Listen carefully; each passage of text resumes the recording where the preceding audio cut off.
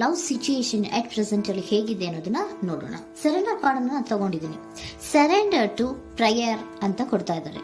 ನೀವು ಪ್ರಯರಿನ ಕಡೆಗೆ ಹೆಚ್ಚು ಗಮನವನ್ನ ಕೊಡಿ, ಸ್ವಲ್ಪ ದೇವರ ಕಡೆಗೂ ಹೆಚ್ಚು ಗಮನವನ್ನ ಕೊಡ್ಬೇಕಾಗತ್ತೆ. ಯಾವಾಗ ನೀವು ದೇವರನ್ನ ತುಂಬಾ ಹೃದಯದಿಂದ ಪ್ರಾರ್ಥನೆಯನ್ನ ಮಾಡಿ ನನಗೆ ಸಹಾಯವನ್ನ ಮಾಡು ಅಂತ ಕೇಳ್ತಿರೋ, ಆಗ ಅದೆಲ್ಲ ಸಮಸ್ಯೆಗಳಿಂದ ನೀವು ಆಚೆ ಬರ್ತೀರಾ. ಮಾಡೋದ್ರಿಂದ, ದೇವರನ್ನ ನೀವು ಧ್ಯಾನ ಮಾಡೋದ್ರಿಂದ ನಿಮ್ಗೆ ಏನ್ ಸಿಗುತ್ತೆ, ಯಾವುದೇ ರೀತಿಯ ಗೊಂದಲಗಳಿಗೆ ಅಥವಾ ಯಾವುದೇ ರೀತಿಯ ಸಮಸ್ಯೆಗಳು ನಿಮ್ಮಲ್ಲಿ ಇದ್ರೂ ನಿಮ್ಮ ಲವ್ ಲೈಫಿನ ವಿಚಾರವಾಗಿ ನಿಮ್ಗೆ ಆನ್ಸರ್ಗಳು ಸಿಗುತ್ತೆ, ಮತ್ತೆ ಸಪೋರ್ಟ್ ಕೂಡ ನಿಮ್ಗೆ ದೇವ್ರ ಕಡೆಯಿಂದ ಸಿಗುತ್ತೆ ಅನ್ನುವಂತಹದ್ದು ನಿಮ್ಗೆ ಹೇಳ್ತಾ ಇದ್ದಾರೆ. ಅಟ್ ಪ್ರೆಸೆಂಟ್ ಅಲ್ಲಿ ಲವ್ ಸಿಚುಯೇಷನ್ ನಿಮ್ಗೆ ಬಾಟಮ್ ಆಫ್ ದ ಟಕ್ ಬಂದಿರುವಂತಹದ್ದು ರೆಫ್ಯೂಸಿಂಗ್ ಆಫರ್. ಯಾವುದೋ ಕೆಲವೊಂದು ನಿಮ್ಮ ಲವ್ ಲೈಫಿನ ವಿಚಾರವಾಗಿ ಆಫರ್ಗಳನ್ನ ರೆಫ್ಯೂಸ್ ಮಾಡ್ತಾ ಇರುವಂತಹದ್ದು ಅಥವಾ ಮಿಸ್ಡ್ ಆಪರ್ಚುನಿಟಿ ಅನ್ನುವಂತಹದ್ದು ರೆಪ್ರೆಸೆಂಟ್ ಆಗ್ತಾ ಇದೆ. ಯಾಕೋ ನೀವು ಮಿಸ್ ಮಾಡ್ಕೋತಾ ಇದ್ದೀರಾ ಕೆಲವೊಂದು ಆಫರ್ಸ್ ಗಳನ್ನ ಅನ್ನುವಂಥದ್ದು ರೆಪ್ರೆಸೆಂಟ್ ಆಗ್ತಾ ಇದೆ. ಏನೋ ಒಂದು ರೀತಿಯ ಧ್ಯಾನ ಮಾಡ್ತಾ ಇರುವಂತದ್ದು, ಚಿಂತೆಯನ್ನ ಮಾಡ್ತಾ ಇರುವಂತದ್ದು ರೆಪ್ರೆಸೆಂಟ್ ಆಗ್ತದೆ. ಪಾಸ್ಟಿನಲ್ಲಿ ನಿಮ್ಮ ಲವ್ ಲೈಫಿನ ವಿಚಾರವಾಗಿ ಒಂದು ನ್ಯೂ ಐಡಿಯಾ ಇತ್ತು, ಏನೋ ಒಂದು ರೀತಿಯ ಹೊಸ ಹೊಸ ಐಡಿಯಾಗಳನ್ನ ಮಾಡ್ಕೊಂಡಿದ್ರಿ. ಲವ್ ಲೈಫಿನ ವಿಚಾರವಾಗಿ ನಿಮ್ಮ ಆಪರ್ಚುನಿಟಿ ಕೂಡ ಚೆನ್ನಾಗಿಯೇ ಇತ್ತು.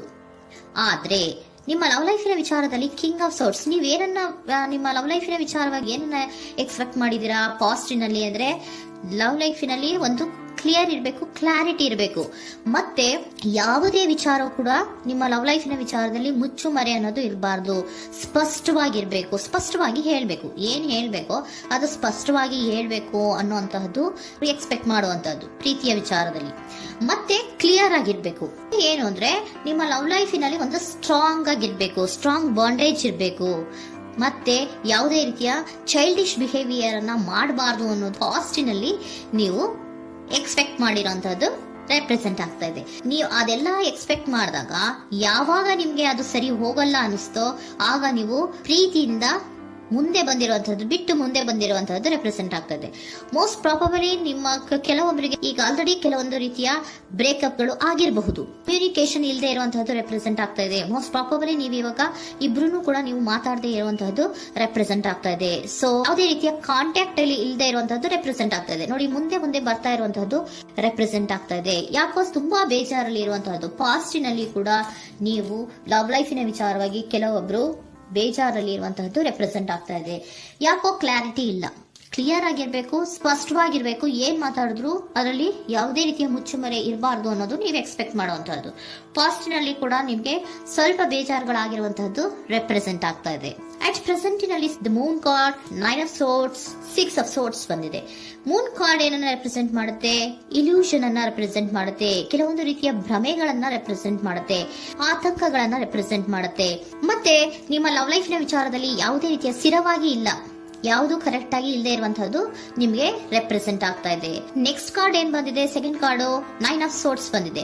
ಇದರಲ್ಲೂ ಕೂಡ ನಿಮ್ಗೆ ಆತಂಕ ಇತ್ತು, ಇದರಲ್ಲೂ ಕೂಡ ಆತಂಕ ಇದೆ, ಭಯ ಇದೆ, ಕರೆಕ್ಟ್ ಆಗಿ ನೀವು ನಿದ್ರೆ ಮಾಡ್ತಾ ಇಲ್ಲ, ಯೋಚನೆ ಮಾಡ್ತಾ ಇರುವಂತಹದ್ದು ಈ ಎರಡೂ ಕಾರ್ಡ್ಗಳಲ್ಲೂ ರೆಪ್ರೆಸೆಂಟ್ ಆಗ್ತದೆ. ಇದರಲ್ಲೂ ಆತಂಕಗಳಿದೆ, ಇದರಲ್ಲೂ ಆತಂಕ.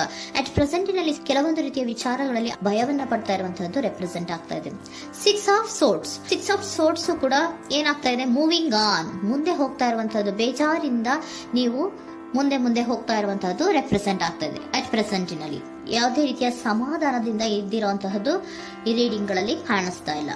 ಓಕೆನಾ? ಟೇಕ್ ಇಟ್ ರೆಸೋನೇಟ್, ನಿಮ್ಗೆ ರೆಸೋನೇಟ್ ಆದ್ರೆ ಮಾತ್ರ ತಗೊಳ್ಳಿ. ನೆಕ್ಸ್ಟ್ ಕಾರ್ಡ್ ಇಮಿಡಿಯೇಟ್ ಫ್ಯೂಚರ್ ನ ಬಗ್ಗೆ ನೋಡೋದಾದ್ರೆ ನೈಟ್ ಆಫ್ ಸೋರ್ಟ್ಸ್ ಬಂದಿದೆ. ಅಂದ್ರೆ ಈ ಕೆಲವು ಬೇಜಾರುಗಳಿಂದ ಏನ್ ಈ ಮೂವ್ ಆನ್ ಆಗ್ತಾ ಇದ್ದೀರಲ್ವಾ, ಕೆಲವೊಂದು ವಿಚಾರಗಳನ್ನ ಕ್ವಿಕ್ ಥಿಂಕಿಂಗ್ ಅನ್ನ ಮಾಡಿ ನೀವು ಮುಂದೆ ಬರುವಂತಹದ್ದು, ಕೆಲವೊಂದು ಆಕ್ಷನ್ಸ್ ಗಳನ್ನ ತಗೊಳ್ಳುವಂತಹದ್ದು ರೆಪ್ರೆಸೆಂಟ್ ಆಗ್ತಾ ಇದೆ. ನಿಮ್ಮ ಲವ್ ಲೈಫಿನ ವಿಚಾರವಾಗಿ ಕ್ವಿಕ್ ಥಿಂಕಿಂಗ್ ಅನ್ನ ಮಾಡಿ ಏನ್ ಮಾಡ್ಬೇಕು, ಹೇಗ್ ಮಾಡ್ಬೇಕು ಅಂತ ಕ್ವಿಕ್ ಥಿಂಕ್ ಅನ್ನ ಮಾಡಿ ನೀವು ಮುಂದೆ ಬರುವಂತಹದ್ದು, ಮತ್ತೆ ಕೆಲವೊಂದು ರೀತಿಯ ಆಕ್ಷನ್ ಗಳನ್ನ ತಗೋತಾ ಇರುವಂತಹದ್ದು ರೆಪ್ರೆಸೆಂಟ್ ಆಗ್ತಾ ಇದೆ. ಕ್ವೀನ್ ಆಫ್ ಕಪ್ ಏನನ್ನ ರೆಪ್ರೆಸೆಂಟ್ ಮಾಡುತ್ತೆ? ಬಹಳ ಕೇರಿಂಗ್ ಅನ್ನ ರೆಪ್ರೆಸೆಂಟ್ ಮಾಡುತ್ತೆ. ಏನಿರ್ಬೇಕು ಲವ್ ಲೈಫಿನ ವಿಚಾರದಲ್ಲಿ? ನೋಡಿ, ನೀವು ನೋಡ್ತಾ ಇರೋದು ಹೇಗ್ ನೋಡ್ತಾ ಇದ್ದೀರಾ? ನಿಮ್ಮ ಲವ್ ಲೈಫಿನ ವಿಚಾರದಲ್ಲಿ ಏನಿರ್ಬೇಕು ಅಂತ ಎಕ್ಸ್ಪೆಕ್ಟ್ ಮಾಡ್ತೀರಾ? ಸ್ವಲ್ಪ ಸ್ಟೇಬಲ್ ಆಗಿರ್ಬೇಕು, ಬಹಳ ಕೇರಿಂಗ್ ಇರ್ಬೇಕು, ಎಮೋಷನಲ್ ಇರ್ಬೇಕು ಅದರಲ್ಲಿ ಅನ್ನುವಂಥದ್ದು ನೀವು ಎಕ್ಸ್ಪೆಕ್ಟ್ ಮಾಡುವಂಥದ್ದು. ಈ ನಿಯರ್ ಫ್ಯೂಚರ್ ನಲ್ಲಿ ನೀವು ಆ ರೀತಿ ಎಕ್ಸ್ಪೆಕ್ಟ್ ಮಾಡುವಂತಹದ್ದು. ನೆಕ್ಸ್ಟ್ ಕಾರ್ಡ್ ಬಂದಿರುವಂತಹದ್ದು ಏರೋಫೆಂಟ್ ಕಾರ್ಡ್ ಬಂದಿದೆ. ಏರೋಫೆಂಟ್ ಕಾರ್ಡ್ ಏನನ್ನ ರೆಪ್ರೆಸೆಂಟ್ ಮಾಡುತ್ತೆ? ಕೆಲವೊಂದು ವಿಚಾರಗಳ ಬಗ್ಗೆ ತಿಳ್ಕೊತಾ ಇರುವಂತಹದ್ದು, ಏನೋ ಕೆಲವು ವಿಚಾರಗಳ ಬಗ್ಗೆ, ನಿಮ್ಮ ಲವ್ ಲೈಫಿನ ವಿಚಾರಗಳ ಬಗ್ಗೆ ತಿಳ್ಕೊತಾ ಇದ್ದೀರಾ. ಏನಾಗಿದೆ, ಹೇಗಾಗಿದೆ, ಸ್ವಲ್ಪ ಆಕ್ಷನ್ಸ್ ಅನ್ನ ತಗೋಬೇಕು ಅಂದ್ರೆ ನಾನು ಸ್ವಲ್ಪ ಕೇರ್ ಅನ್ನ ಮಾಡಬೇಕು, ಸ್ಟೇಬಲ್ ಆಗಿರ್ಬೇಕು ಅಂದ್ರೆ ಸ್ವಲ್ಪ ನಾನು ಕೇರ್ ಅನ್ನ ಮಾಡಬೇಕು, ಆಕ್ಷನ್ ಅನ್ನ ತಗೋಬೇಕು ಅನ್ನೋಂತಹ ನಿರ್ಧಾರಗಳನ್ನ ನೀವು ಮಾಡ್ತಾ ಇರುವಂತದ್ದು ರೆಪ್ರೆಸೆಂಟ್ ಆಗ್ತಾ ಇದೆ. ಹಾಗಿದ್ರೆ ಏಂಜಲ್ ಗೈಡೆನ್ಸ್ ಏನ್ ಕೊಡ್ತಾರೆ? Are you ready? ನೀನು ರೆಡಿಯಾಗಿದ್ದೀರಾ ನೀವು ಅಂತ ಕೇಳ್ತಾ ಇದ್ದಾರೆ ಏಂಜಲ್ಸ್ಗಳು. ಅಂದ್ರೆ ಏನು, ನೀನ್ ಇಲ್ಲೇ ಕುತ್ಕೊಂಡು ಅಳ್ಕೊಂಡು ಬೇಜಾರು ಮಾಡ್ಕೊಂಡು ಕುತ್ಕೊಳ್ಳೋದು ಬೇಡ, ಸ್ವಲ್ಪ ನೀನು ಮುಂದೆ ಮೂವ್ ಆಗು. ಅಲ್ಲಿರೋದ್ರಿಂದ ಏನು ಪ್ರಯೋಜನ ಇಲ್ಲ. Are you ready? ನೀವು ರೆಡಿ ಆಗಿದ್ದೀರಾ? With in the next few weeks, ಕೆಲವೊಂದು ವೀಕ್ಗಳಲ್ಲಿ, ಕೆಲವೊಂದು ವಾರಗಳಲ್ಲಿ ನೀವು ಏನಾಗ್ತೀರಾ? ಅಬಂಡೆನ್ಸ್, ಸಾಮರಸ್ಯ ಅನ್ನೋದು ಇರುತ್ತೆ. ಇಂಪ್ರೂವಿಂಗ್ ಹೆಲ್ತ್ ಅಂದ್ರೆ ಏನು, ನೀವು ಯೋಚನೆ ಮಾಡಿ ಮಾಡಿ ಮಾಡಿ ಏನ್ ನೀವು ಈ ಆರೋಗ್ಯವನ್ನ ಹಾಳು ಮಾಡ್ಕೊಂತ ಇದ್ದೀರಾ. ಸೊ ಇಂಪ್ರೂವಿಂಗ್ ಹೆಲ್ತಿನ ಕಡೆಗೆ ಗಮನವನ್ನ ಕೊಡಿ.